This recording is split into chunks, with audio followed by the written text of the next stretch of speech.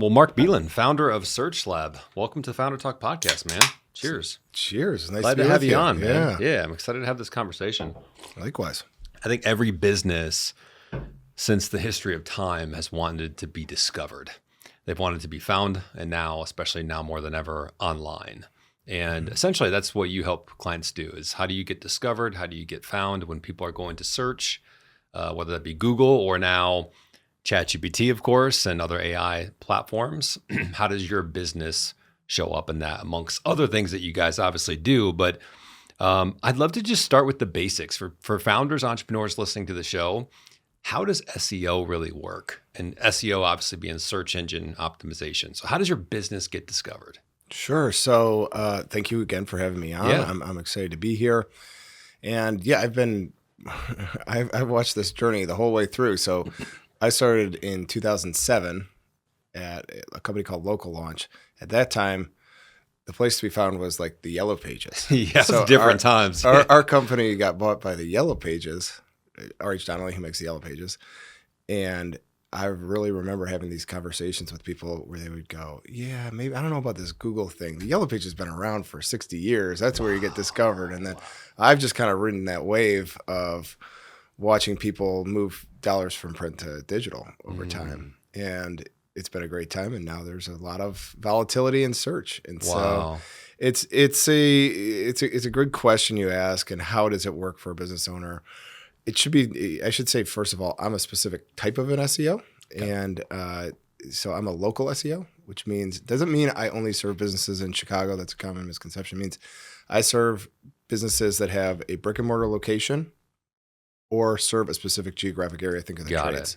Local customers coming in. Correct. And so really what that has to do is, to the extent that people know about SEO, they know there's this algorithm that we're all interested in. Yeah. It's more accurate to say there's algorithms, plural. And I'm an expert in one of those algorithms, which is the local algorithm. And so when Google determines that you have local intent, they'll run that search through a local algorithm. And you can usually tell that it is happening if you see one of those map grids with 3 listings under it. Yeah. That's usually a telltale sign. So I'll answer your question. The easiest way to appear on Google is to just pay for it. You can pay Google. You can set up ads. They've made it very easy. Is that just where you show up at the top of the Google search? It's like the promotion, you get 3 promotion things. Yeah, exactly. So you can very easily, as long as you have a website, I don't even think you need a website. You can do tap to call ads now. You can appear in the sponsored section. And there's an art and a science to all of that. And what we do for clients is we try and make sure that we're good stewards of those advertising dollars. So because they work with us, they make a much better ROI on those ads than they would if they had just tried to do it in-house or left to their own devices. And truthfully, the way that Google has worked now, and I've watched this over the course of my career, they will automate and do a lot of things for you, but in a way that makes Google money.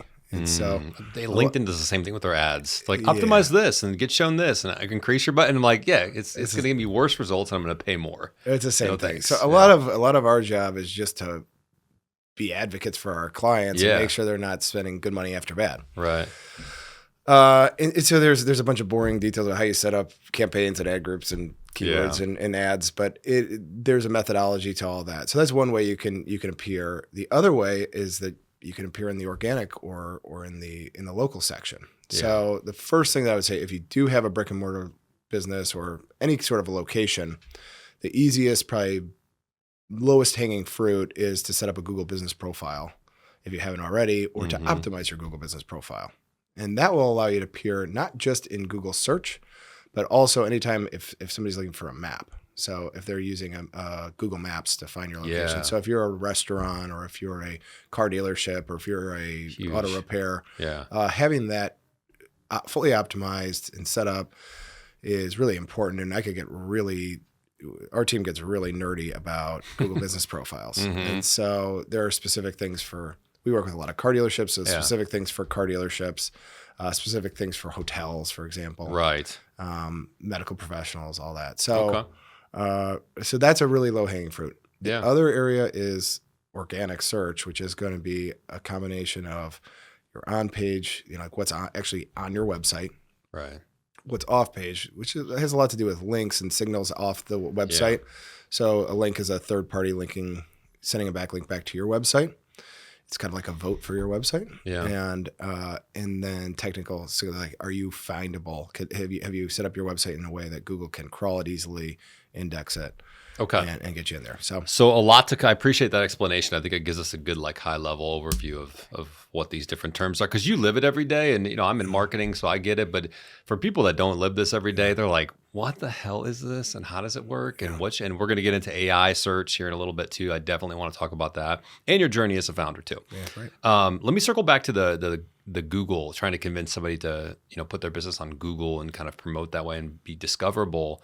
What you say back in 2007? Yeah, that's when I started. It's it's always interesting to me when you're kind of one of the leaders in a certain category, and whether that was like early AI, early social media, early search, crypto right now still is like, people just kind of like dismiss it, and they almost don't want it to happen, or they're naive, they're skeptical about it until it gets to a point where they realize, oh shit, there's mass adoption. And if I don't get on this train now, like I probably may not have a business. Yeah. What was that? What were those conversations like back in 2007? Surreal. You have to remember what was going on in the country too at this time. So this is true. a great recession. Yeah. And so I started my first company in February 2009, and Damn. you can look at the Dow Jones Industrial Average, and I think it bottoms out February 2009. Yeah.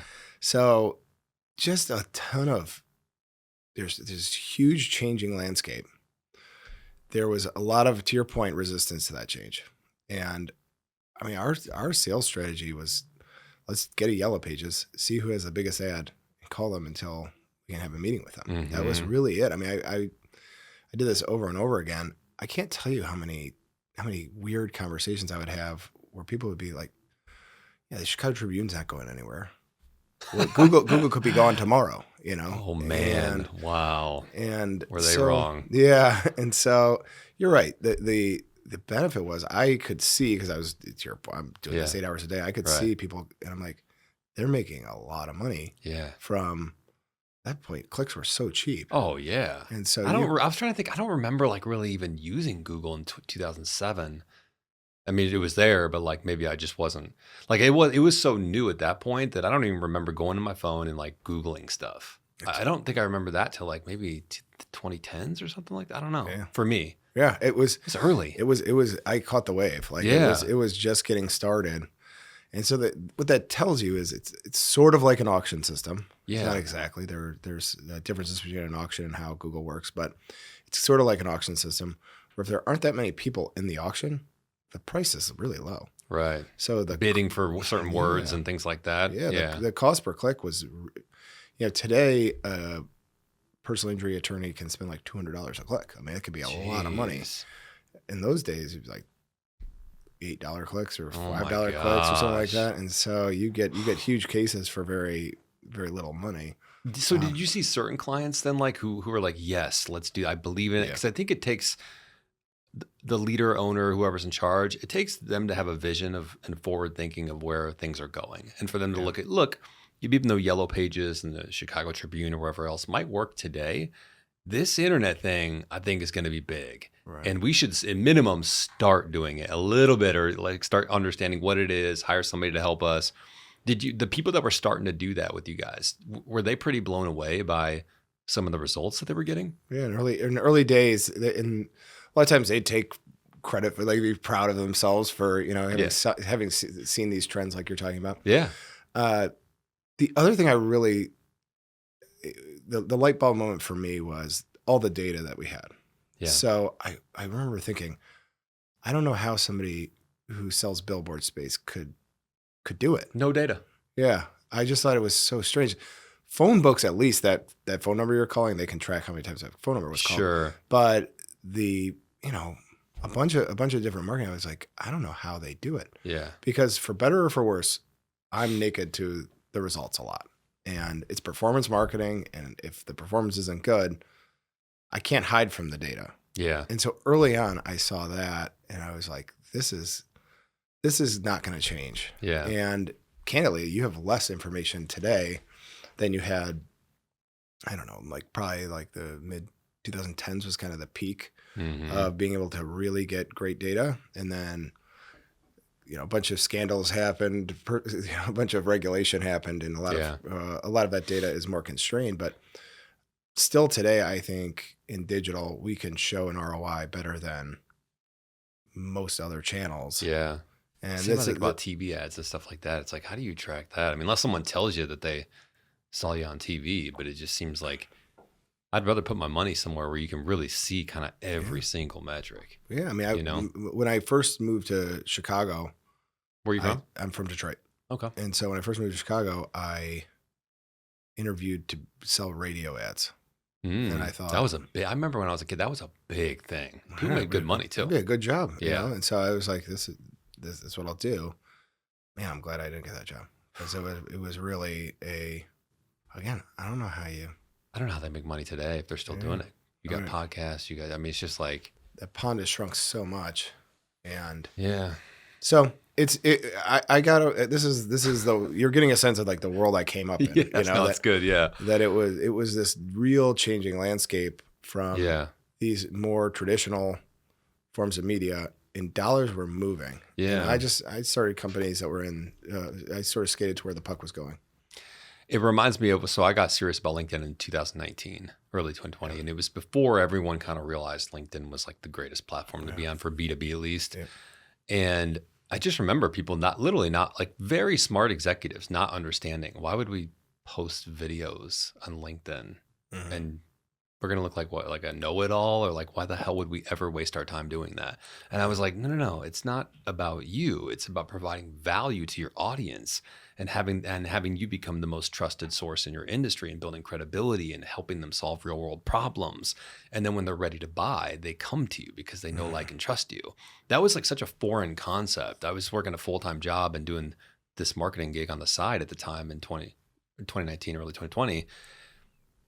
And like nobody I worked with understood. They're like, why are you doing these videos and shit? And they didn't even think I was making money. And all of a sudden one day I was like, hey guys, I'm putting in my 2 weeks notice. Like I'm making more doing this than I am my corporate job. And they were like, what? Like it's just, and you kind of see the same thing with crypto. I don't know if you're into crypto or not, but it's similar now where it's like people are just like, it's funny money. It's weird. But meanwhile, behind the scenes, the Wall Street is going to be tokenized and everything's going on the blockchain and like the Bitcoin reserves. And you got all this like, it's really weird to be early. The question I have for you is, did you sometimes doubt it? Did you sometimes think from getting all the rejection thing and saying, is this Google thing kind of crazy? Like, am I crazy for going this far into this? Well, no, I didn't. And I can give you a sense why. I am from Detroit. So like deep down, that's my, like my culture. Yeah. And what brought you out here? I'm curious. Well, job. Like basically my now wife beat me out here by a year, but a bunch of my friends from college had already moved out here. There's a big Detroit diaspora. Like people if you went to college or had opportunity, a lot of people left. Yeah. And so I just remember being in Detroit, like everything felt like it was shrinking, and it was, it's a, one trick pony town. The car dealerships, not the car dealerships, the car companies run everything. That's true. My dad didn't work for the car companies, but by far his biggest client was General Motors. And so their tentacles did everything. And it just felt like I was in a place that was, that was shrinking, that wasn't advancing, that wasn't, it wasn't going the right place. So, I moved to Chicago, but more than anything, I got into this industry and it was growing. And you could feel the groundswell of momentum and candidly, just like finances were moving in this direction. Yeah. And even as the economy in the United States was terrible, people were moving, like this was a good place to be. Mm-hmm. And you can feel it too. When you're onto something early, you're like, oh man, I struck gold here. Like this is going to be big. Yeah. So it was more intuition than anything. It was like, I knew what it felt like to be in a place where it was like, man, it sucks here. Yeah. And I knew how this felt. And I went, oh, like this feels like this feels like a good place to be. And then, you fast forward the tape. Now it's 2025 when we're filming this, end of 2025. And, everyone's all interested in AI. So it's like now this is the first time in my career where there's been a viable alternative to search. That's a good point. You The know? first big disruption. Yes, it And is. we're going to talk about that here in a bit too. Mm-hmm. Let me go back to the some of the tactical stuff. So, because I was talking with a client the other day, and let's just, like, if you're a lawyer, insurance broker, something like that, you've got a Google review. And I had a client that had a 3.0 out of 5, which obviously is not good. I think you need to be in 4+ to be like considered even an option. That's my thought, at least. How important are Google reviews? And what do you do if you got a bad review or you got a lower score and you want to get that up to a 4 or 5? Yeah, that's a good question. I think reviews are very important. Yeah. And the sentiment of your customers is very important. Not just for ranking, you can't outrank a bad reputation. So even if you do really great SEO and you're popping up all the time, if the sentiment is not good, people are just not going to click on your website, even if I put you in the best real estate in Google. So, same in Amazon too. I mean, if you're shopping and you see a 3.5, 3.2, 3.0, you're almost automatically off that thing. Right. That's my friend Blake Denman, who's another agency owner, always says you can't outrank a shitty reputation. Right? Yeah. It just doesn't matter. And so we've done studies. I would point your audience to our COO, Greg Gifford, has a weekly video series called Local Search Tuesdays. I've seen that, yeah. And he'll put weekly tips on there. Mm-hmm. Sometimes he'll put his conference presentations, but he's done a lot of studies on this kind of stuff. And one of the things that was interesting is there's critical mass here. If you only have 5 reviews, whatever. But if you're a restaurant, you're going to get a lot of reviews. Yeah. People are actually really warm to like a 4.6 review. Yeah. So weirdly, 5-star people, is it exactly 5-star? People will start to go, Are you gaming this? Like, is there some sort of... Totally. That's so. I do the same thing on Amazon. I'm like 5. Is there they have all their friends or something. Yeah, it's a weird psychology. So actually, it's sort of like point. 4.7, 4.8 is a really good rating. The way to do it is, I think there's 3 ways that I would recommend people get reviews. There's one which is you could just ask. They call it personal ask. It's the most effective. Yeah. It doesn't scale well. Yeah. You can do marketing collateral, so you can actually have you've gone to a restaurant, you can see the placards that say, review us here. Make it really easy with a QR code. And why put would it on every receipt. And give them a free appetizer or half off an appetizer or something. They'll come back and they're going to review it. That's like a no-brainer to me. Yeah. I don't think enough places do that. Yeah. So just leaving it scales super well. Yeah. And it's easy. And so you can do that. And the third thing is you can involve some technology into this. So you can actually go through your customer list and ask them to leave you a review. Right. And so that can go well. There are some of these that are, they call it like review gating. There's some protocols you should follow here before you do it. But there's a lot of that. So those are the 3 ways that I recommend to our clients to generate reviews. The personal ask is the one that I find to be the best. Like just ask people for a review. What do you do though if you have a bad review?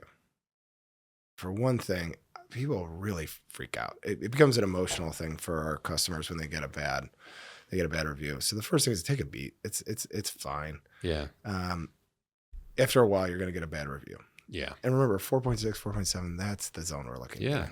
The next thing is try to get more reviews. So use one of those 3 methods that I talked about, or all 3. Yeah. Try and get more reviews to just water down the bad review. Right. And what I would really recommend, and this is what I always tell people, is read the review. And in fact, read the reviews that are negative. Yeah. See if there's any sort of pattern detection that you can look at. This could be the best thing for you to help your business. Yeah.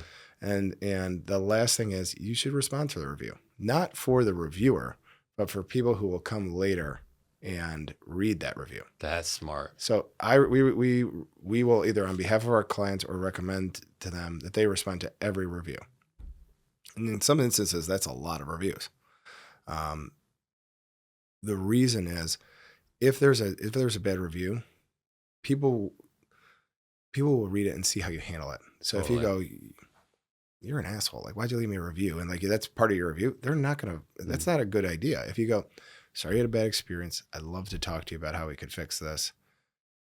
All feedback is a gift, and we're committed to making sure our guests have a better experience moving forward.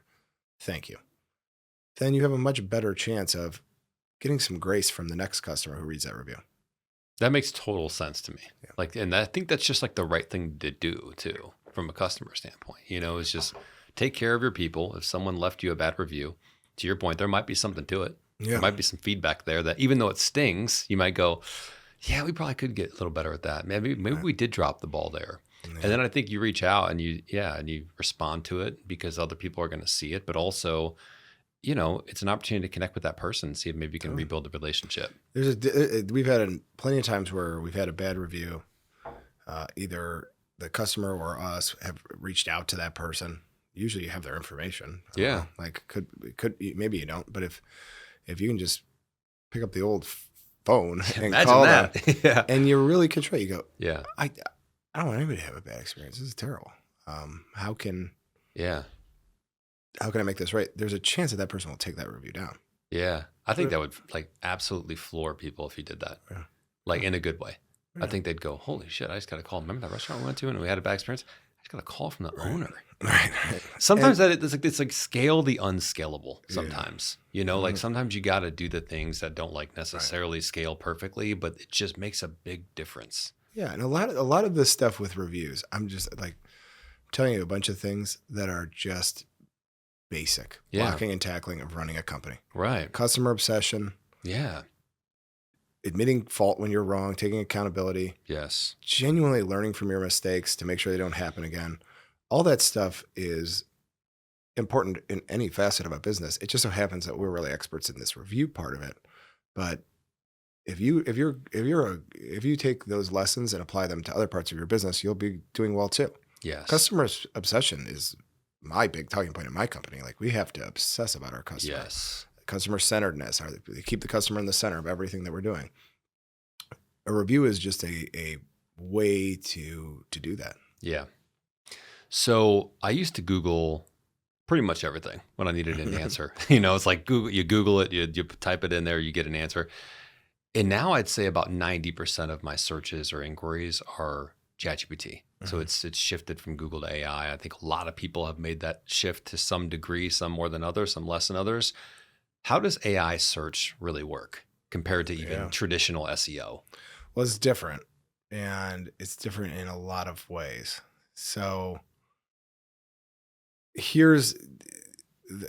Google has evolved a lot over the years. So I'm dumbing things down, and there are SEO experts who may listen to this and go, he's got it all wrong. Yeah. But It's not for them. Yeah. I'm simplifying it for a reason.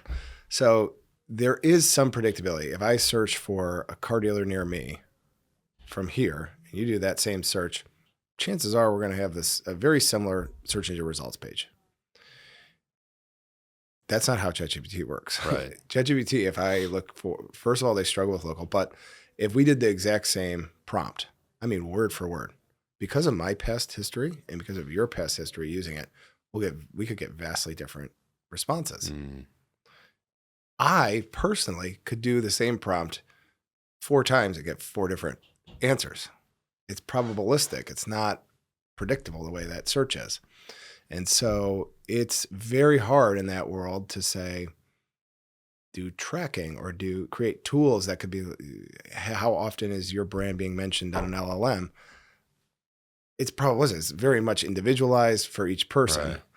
The other part of it is we're finding that people use ChatGPT for things that they used to use search for, and they use it for things they never use search for. 100%.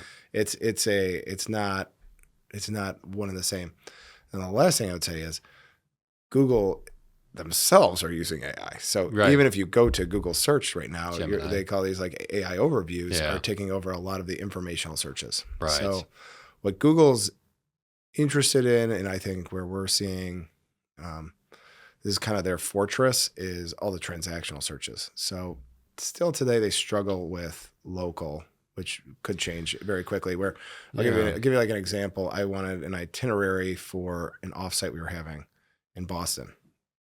I wanted to meet at a Dunkin' Donuts near the aquarium. And there's a Dunkin' Donuts everywhere in Boston. So I figured and they gave Dunkin' Donuts everywhere and everywhere.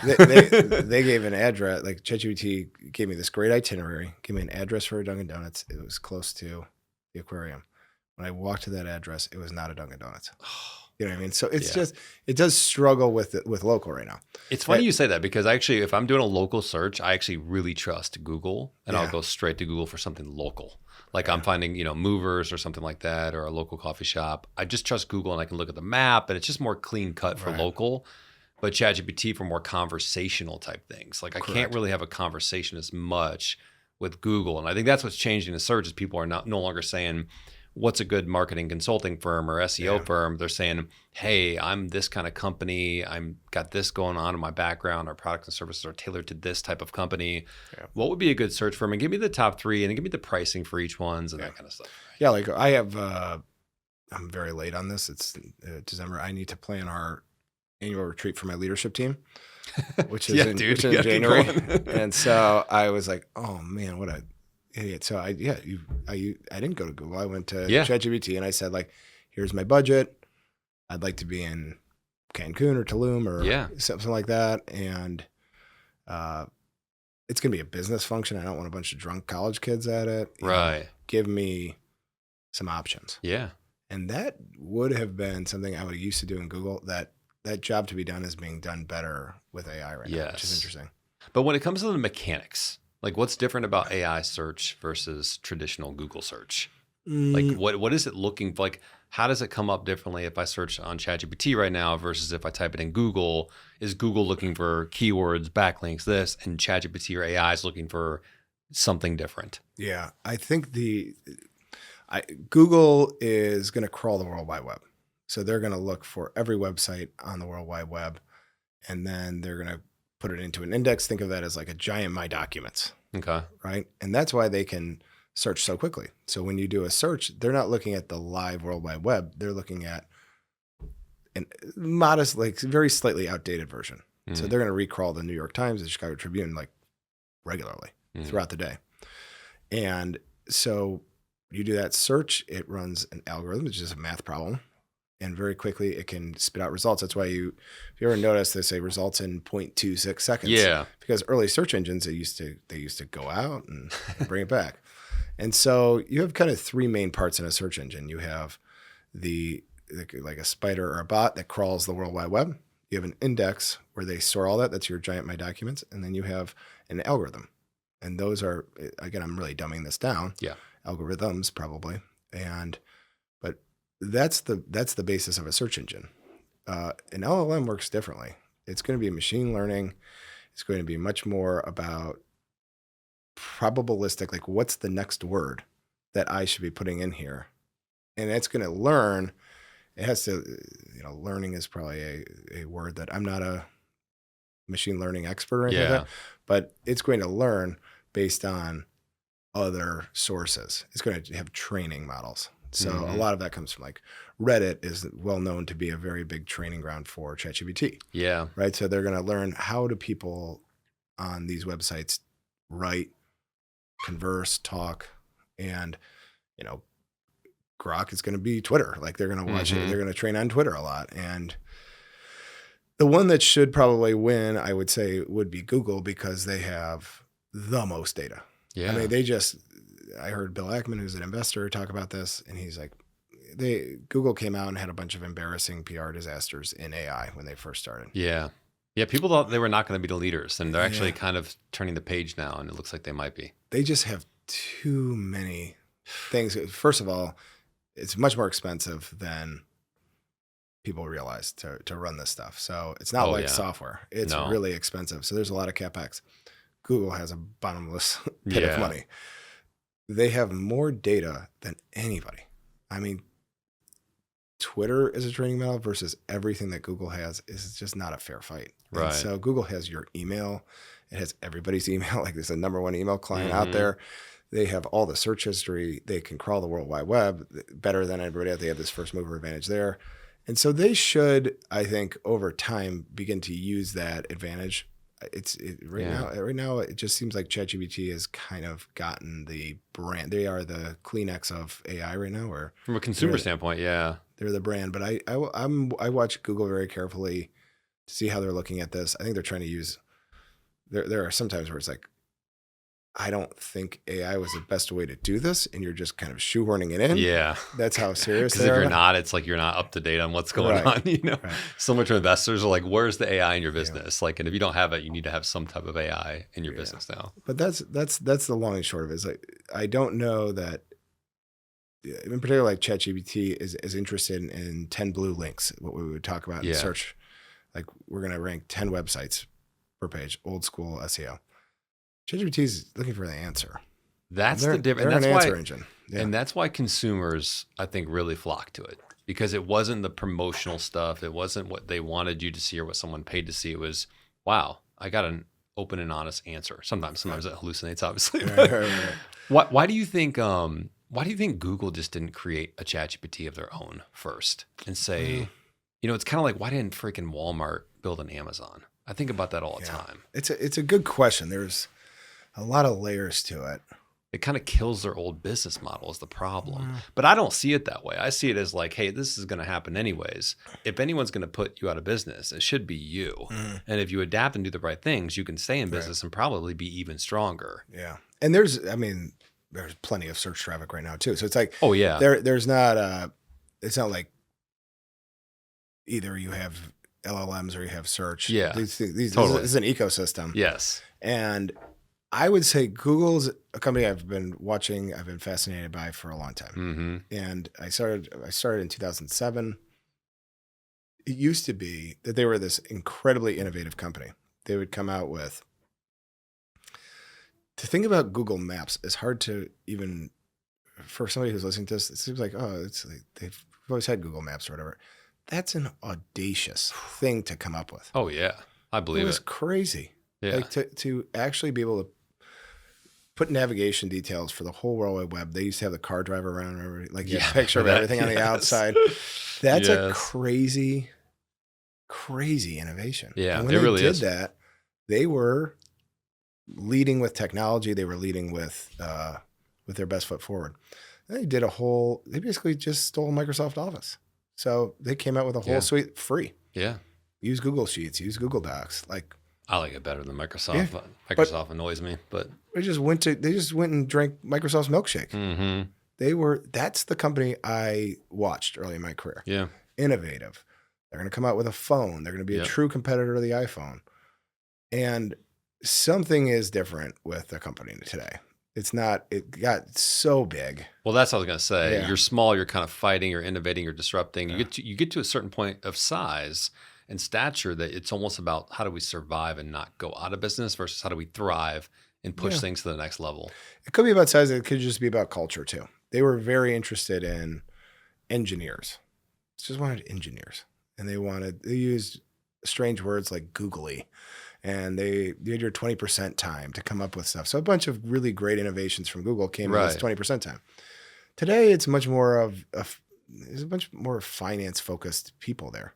They're interested in different things. They don't want to get broken up as a monopoly. They don't want to have litigation or fines they lobby. They're spending a lot of money on lobbyists. And those come at a cost to innovation.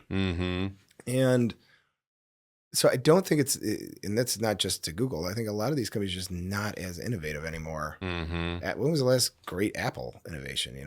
I don't think. But that's what I think. I think not that you can't innovate at a bigger size, but I do think you get so big and you just got all these other problems and people and investors. And now you're the big dog. It's like, hey, we want to stay here. We're not necessarily saying, how do we climb and get ahead and be the number? We are the number one. We just don't want to get knocked off the mountaintop. I think that's part of it. Yeah. There's a book called Innovator's Dilemma by Clayton Christensen that talks a lot about what you're talking about, which is you're the entrenched, behemoth in the market, and you run well. You have good managers. Yeah. And they're telling you what you want to hear. Meanwhile, the disruptor is not focused on any of that. Right. And they're coming to just take your lunch. And you got a chip on their shoulder and they want to break through the noise and disrupt. And it's just it's a cultural difference. It's just way different. Yeah. So I would say that's a big part of why Google didn't win the race is I think the company's different. Google in 2010, 11, 12 would be way ahead. Yeah, I agree. That was a different time, different kind of leadership. Yeah. They were so audacious. The things they would do were crazy. They didn't even make money on a lot of this stuff. Yeah. They just thought they had a ethos that as long as the amount of people who were going to the World Wide Web went up, it was good for Google. Yeah. And that was a great, I mean, Gmail, all these things were great AdSense. Yeah. So I think that's a big part of it. The other part of it is credit words too. I think ChatGPT, OpenAI, they did a great job. They definitely did. And yeah. And now everyone's chasing them, and it's an interesting race to watch. So if you're a business owner, from a content standpoint, what type of content should you be putting on you said on page, off page, and does it vary between if you're maybe doing well on Google rankings, but you're not doing as well on AI search or AEO, answer engine optimization? Is there a difference in the type of content that you'd want to put out to rank for AI versus traditional search? Well, it's a good timely question because we're doing a lot of studies right now. So I wish I'll send some links to you when these studies are done. But we have at SearchLab, we have an innovation team that's working on this stuff. Wow. What I will tell you is, as strange as this sounds, is make good content. Yeah, I know. I always say that too. If you focus on hacks, you'll have short-term fits and starts. Yeah. If you focus on who is your audience or who is your customer, who's the end user of what you're doing, and just make it really great, I think it may be harder, maybe slower, may take a little longer for your flywheel to get going. But in the long run, if you're making great content, it's much easier to pivot and move to where the eyeballs are. Sometimes I clearly understand the difference between AI search and Google. And then sometimes I'm like, it is sort of the same thing. Just make really great content. I think some of the tactical things we've seen work, maybe the differences between AI and search, and I'd like to give your perspective here, is it seems like the AI search engines, they're obviously looking for more conversational. How do you talk and how do you write and how do you present yourself and that kind of stuff so they can adapt the language. It does seem like more conversational content. I've also known that comparison content seems to be what AI really likes. We've seen increases in your search visibility on AI and ChatGPT just from adding, here are the top 5 blank companies in your industry or in the area, because AI loves to, but maybe Google does too. I don't know. Yeah, I mean, maybe that's a good point. It's what are some differences? Yeah. One difference that comes to mind is AI seems to really, search likes this too, but AI seems to really like new content. So freshness, not letting any of your content get old. Where in Google it was make a great pice of evergreen content, and update it once per year. Yeah. And you'll be fine. It seems that our studies anyway indicate that freshness seems to be really popular with AI. Now, where is that, like a blog once a week? Is that LinkedIn, YouTube content? I would say you're on the right track. You're repetitive. The repetition of it is really important. So if you're a content creator, like a blogger, let's not do that once or twice a year. Have a rotation once a month, every couple of weeks, whatever. You don't want to make the time the driver, because quality should be the driver, but there should be a calendar of content. Is that because it wants the most relevant, newest information? I mean, that kind of makes sense, right? Yeah. And it wants consistency to show that you're not just, you did one thing, you don't really know it, but you've been doing it for a period of time. Correct. And hey, let's pull the most relevant recent stuff we can. Yeah. Yeah. Then there's also some evidence. I think this is actually a benefit. If you have Googled recently a recipe on Google, you will see what SEOs have done wrong. Really? So recipes on Google will be very long. There'll be a lot of words. They'll tell a story about how their grandma used to make this pasta recipe and she's from Italy and a bunch of things that nobody actually cares about, but it's a lot of content. Google has seemed to reward that sort of page. They put a lot of effort into it, which seems good. ChatGPT cares about chunks. They want that recipe. They want the bottom of that page. There's going to be, this many cups of whatever and this many. That's what they care about. Right. And so that's a difference. Google would be, in particular, maybe I'm dating myself a little bit, but in particular, you used to have a lot of words, 1,000 words. My friend Andy Crescedino publishes a study of bloggers every year. And I mean, for years, the average post length just kept growing, like more words. In other words, more words per post. For the first time, that has started to come down. I think that was like maybe 2 years ago. It started to come down because people are optimizing for different signals now. They still want, there's an indicator that still wants search, so they're still going to write some long form content. Yep. But they're going to write chunk content that's really rich for LLMs. So if I'm making videos, does making videos help me rank higher in Google search and AI search? How does video fit in there? In and of itself, no. But if you are creating good videos that hopefully you have a transcript, hopefully there's stuff that Google can Pick crawl. up. Yeah. And likewise, that AI could probably, they maybe even could like watch the damn video, and learn and train on it. Yeah. But and so it's also like Google has these same models. Yeah. They probably can do that too. Right. But I'm thinking like an old school SEO, I would have a transcript that's easy to read and for them to crawl and index. Right. And then, do you think it's like, is even Google, are they pulling up, it seems like they'll pull up LinkedIn posts sometimes or video or whatever it is. Like, how much do you think social media plays into search? Yeah, there was a time where they call it a walled garden. Facebook in particular didn't want Google to be able to crawl their stuff. And then they give Facebook they give a little bit more access, so they'll let you crawl these parts of the website. And over time, that's the big question. So you can prevent an LLM from, or actually ask an LLM not to crawl your stuff. I could see why people would want to do that. They spend a whole bunch of time creating this content. And now it's like, you're just going to steal my shit. Like, I don't want that. Same thing with Google. You can just be like, you're not going to be able to crawl this. So it's a tricky thing. You're like, could Google crawl every bit of LinkedIn? No, they're probably not going to. They're gonna put parts or parameters around it. But it's a good thing to put a video up, I think, on LinkedIn in and of itself. Yeah. And if there is downstream benefits like appearing more prominently on Google or LLMs, that's beneficial as well. And do you know from a search standpoint, when it's crawling through a website, is it looking for certain pages? Is it scrubbing the whole website? I know there's like the metadata, the behind the scenes stuff that's on there. And then there's like what's on the page.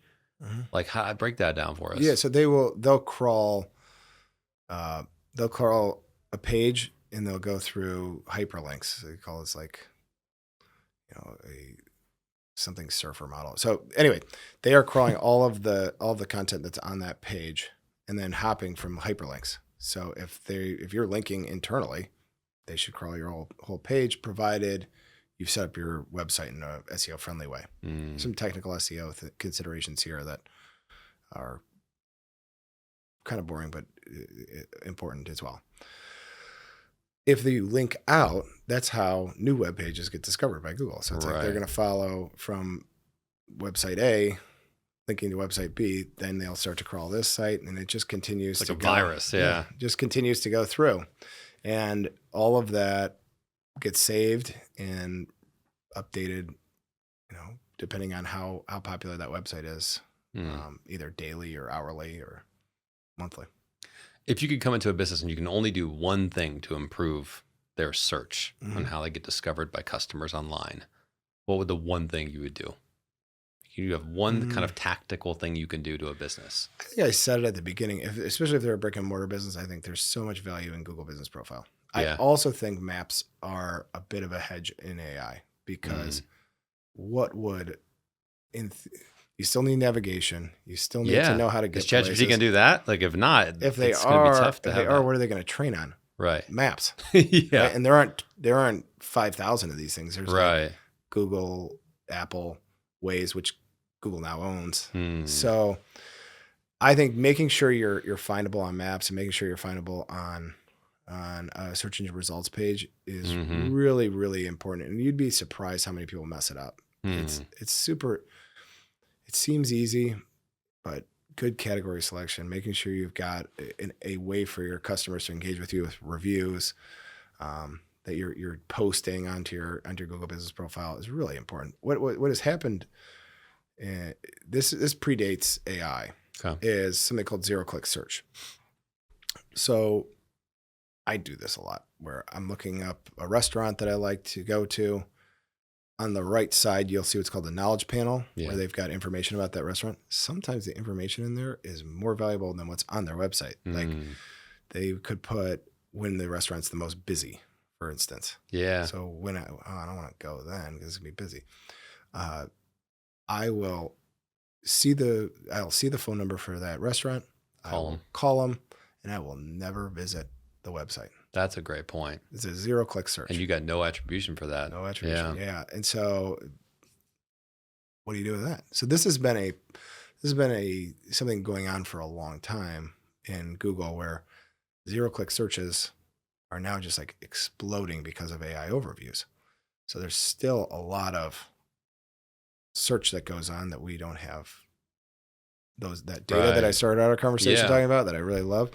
It's gone by the wayside. So if you're seeing, so that's a tricky customer management, like account management problem, where you're going, like my friend Will Reynolds, who's like another agency owner, he said, we need to get used to saying your traffic is flat. Isn't that great? And like, that was never the case. You know, you would be like, if your traffic was flat, problem. But today they're just, because of zero-click search LLMs, it's more, I think the bigger loss is not eyeballs moving from Google to LLMs, although that is a real factor. The bigger problem is that Google is now just answering these questions instead of you going search, go to a website. I get some little attribution for that.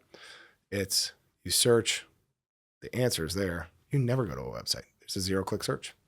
Do you think websites will be irrelevant in the next 5-10 years? Or they just won't even really be needed? It's a good question. I think you'll still have websites. You still got to have information, right? There, yeah. It just becomes a multifaceted game. Yeah. It just because one thing is blossoming doesn't mean another thing goes away. A lot of times it's just you have to play a lot of positions now. Yeah. It'd be hard to see them going away, but also it's so hard to see in the future. If you go back 10 years ago, I don't think anyone thought we'd be here today. Yeah. When you first heard about ChatGPT and its powerful search engine and answer engine optimization, when you really had hit the scene and you were like, this is going to be big, how did you feel being a Google guy at that time? What was your kind of reaction initially? I just think it's cool. I mean, how do you think about things is really important. If I can help my customer, I don't care. Right? Yeah. I don't care if it's with AI. I don't care if it's with carrier pigeons. Yeah. Right? Like that's the perspective right there. How do you help your customer get more value? And so if my psychology is I'm in SEO and that's it, I'd be in trouble anyway. Mm-hmm. And like I said, a lot of that hack stuff that you see. Yeah. I've been there. I get a little hack in SEO and then that goes away. If you're really interested in just cultivating long-term mutually beneficial relationships with your clients, and you will move and evolve with them because you have the relationship with them, they'll allow you to experiment and tinker. Yeah. And then before you know it, you have a new service offering, and then you have a case study. Yeah. And you have an that's award how it works. Yeah. And that's how the whole, that's professional services 101. You know? And so when I heard about it, I was interested on a personal level, and then interested in how can I apply this to get more value for my customers. Yeah. It goes back to what you said earlier, customer obsession. If you're focused on servicing the customer at the best level possible, something new comes in. At first it's like, whoa, that's different. But then it's quickly exciting and something you want to test and try with your customers. I love that, man. Yeah. You mentioned, to get a little bit more into your founder journey, you mentioned, I saw you had a post that talked about you had ruined your health. But this year you really turned it around, growing your agency, you kind of let your health go on the wayside. What changed this year? Yeah, there's the backstory is I've been an entrepreneur. This is my 16th year. Wow. So 2009 to Congratulations, 2025. man. Yeah. How many people make it that far? Yeah, I'm fully an outdoor cat at this point. So. Yes, you are, dude. There's no going in now. Yeah. So I had 3 kids in that time. Yeah. I stayed very busy. And I think really the problem started to escalate when I traveled a lot. So a lot of our business comes from conferences and trade shows. Okay. And so that's a lot of nights eating out. Yeah. It's hard. Like, bad it's sleep. harder to track it. Yeah. Drinks with clients, all that stuff. Yeah. So I had gotten out of shape and unhealthy, but there's sort of an inertia that sets in where I just continued to work, get the kids to their thing. And the busyness of it all, no changes were happening. And I wasn't like younger me was a big athlete. And like, I consider myself like capable of playing sports and stuff. Yeah. Like that. So the big event was in May of 24. Our VP of search, a guy named Mark Bealin, who's very well known in PPC, died unexpectedly. He was 35 years old. Jeez. And he's a good friend of mine too. So we worked together, and he as much as anybody, he helped me build this thing. And you grow very close to somebody with that. So it was a devastating. It was by far the hardest thing I've done in business is just trying to get the team back from that and rebuild, because he had his hands in everything.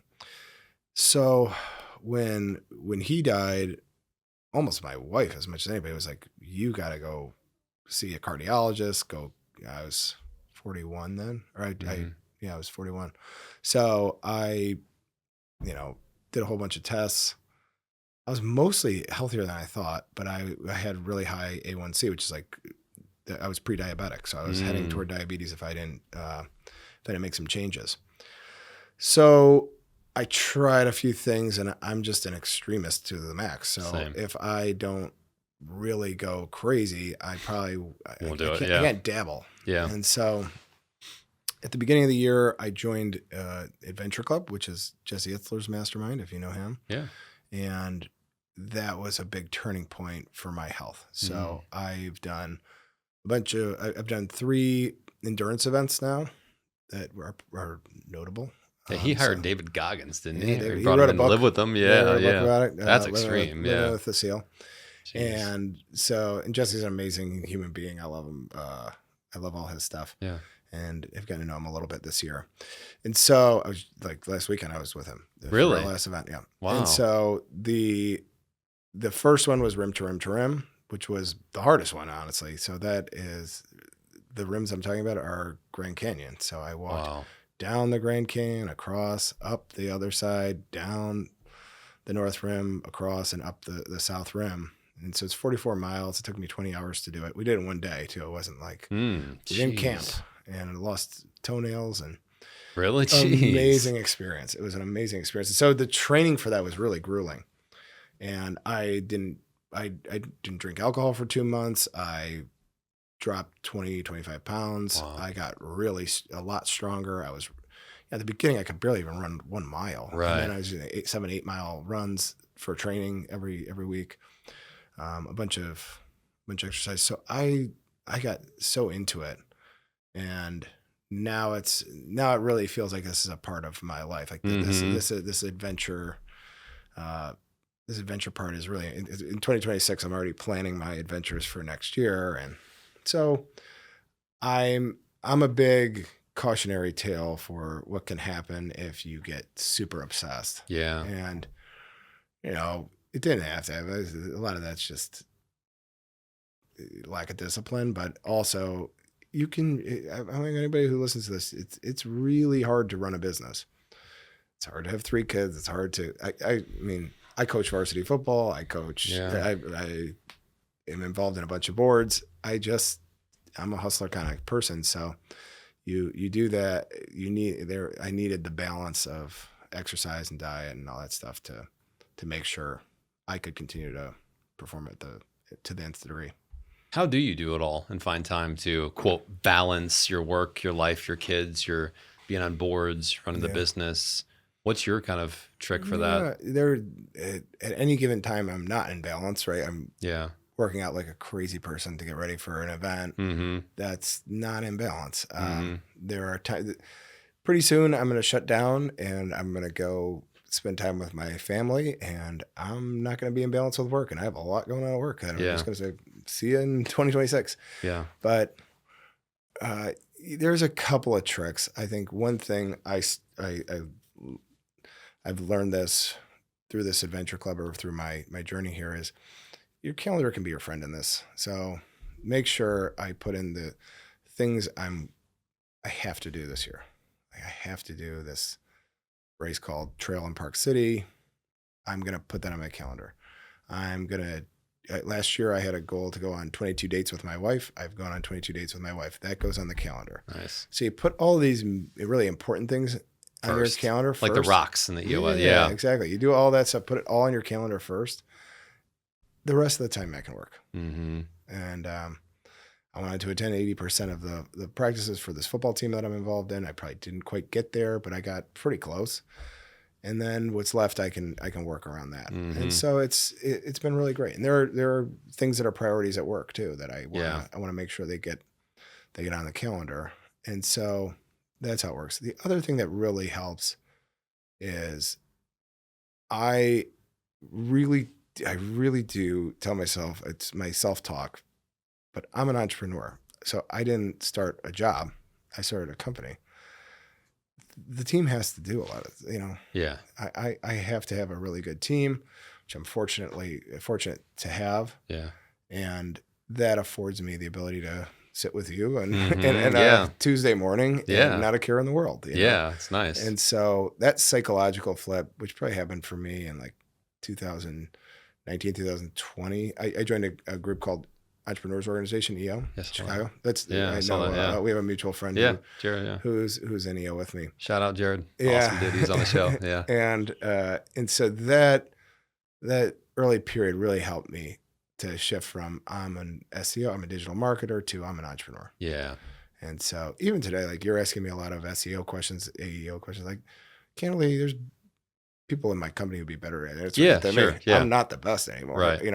I that's how it should be, right? I can spin some yarn or whatever, but to really get that psychology right is, I'm going to delegate a lot. I'm going to prioritize the things that are important to me.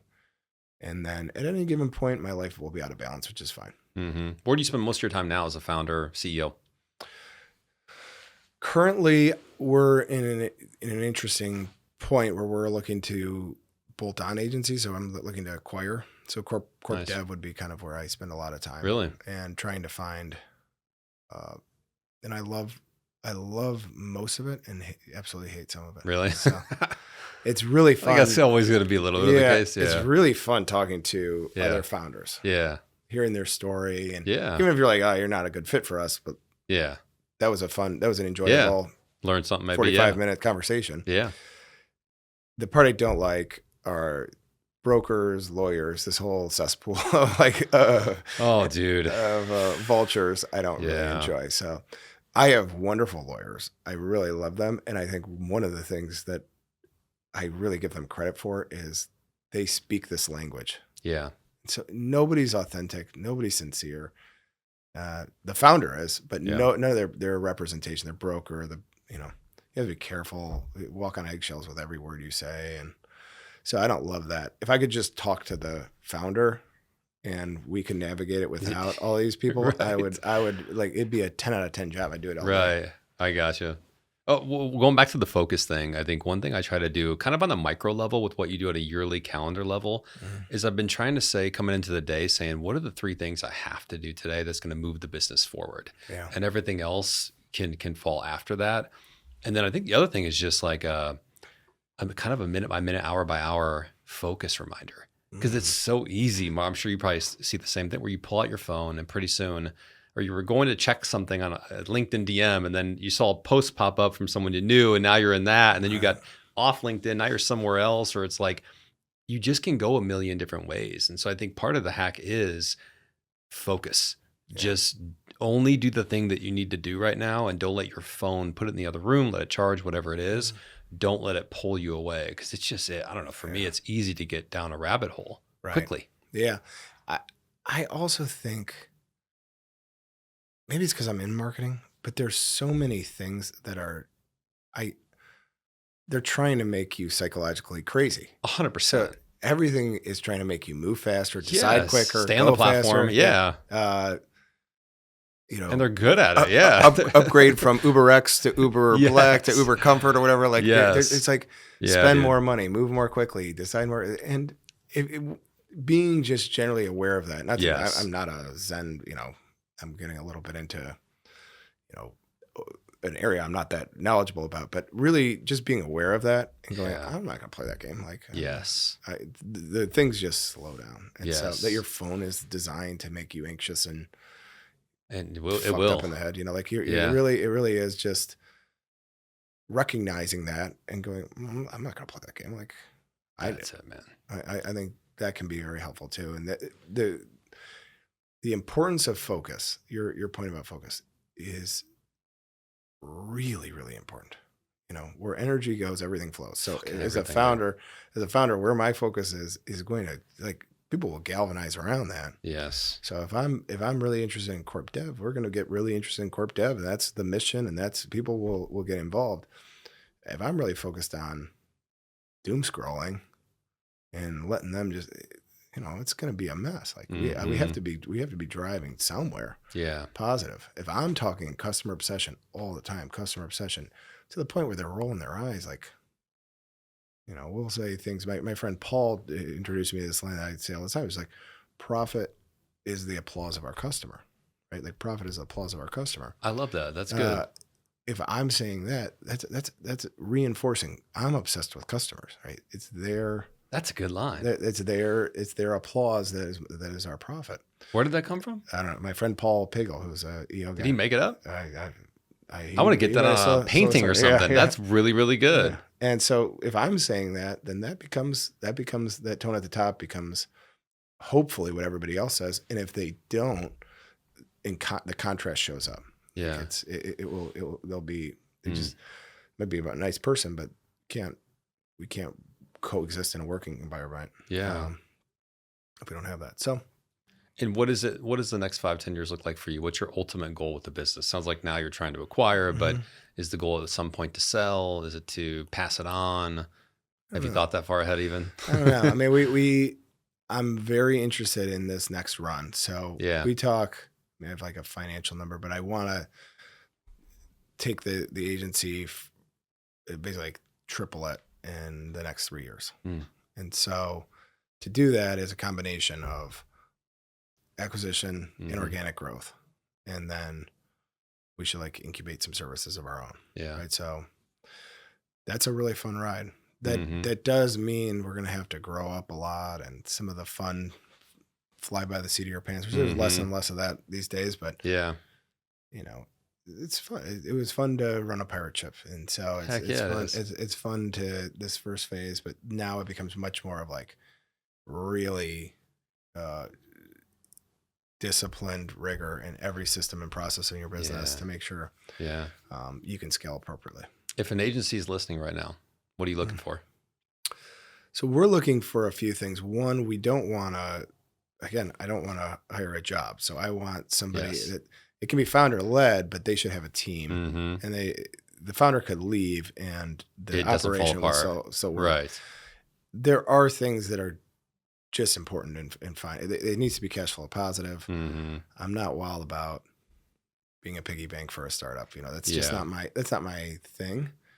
And then I would want something that's you can imagine what these services would be like, things that are complementary to you guys, digital. Yeah. And so to make a short story long, we got to the point. Most of my clients are small businesses, almost all.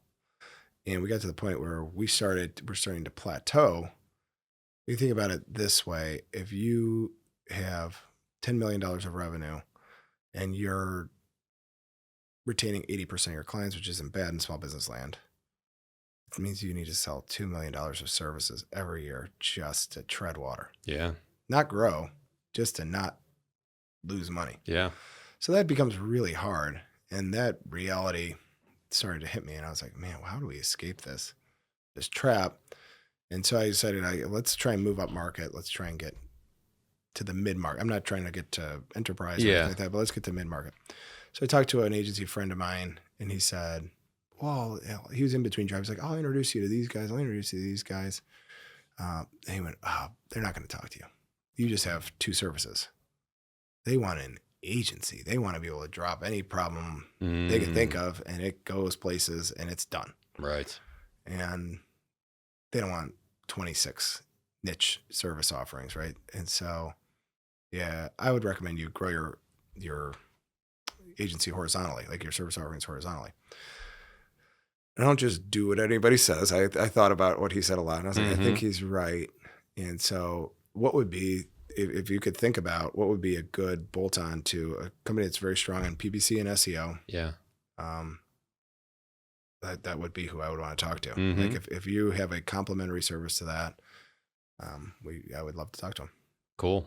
Mark, I appreciate you doing this, man. This is a great conversation. Where can people find you, connect with you, learn more about what you guys do? Yeah, so SearchLab is my company. SearchLabDigital.com is our website. I would just point people to, we have a lot of free educational content about search, this topic that we're talking about. So Greg Gifford's weekly video series is called Local Search Tuesdays. Yeah, I saw he's cool. He's enthusiastic about it too, which makes a difference. Yeah. I was talking to him on the way over here. Dane Seville is our director of brand experience. He is doing at least monthly webinars now, which are awesome. And we're getting a really good response rate from that. Susan Yen is on the PPC side. She's speaking at conferences all over the place. So you can find us at conferences. You can find us on our website and our blog, and then hit us up on LinkedIn or Twitter or whatever your favorite platform is. And we usually share educational content there. Cool. Appreciate you coming by. Thanks, Mark. Thanks for the year. Thanks.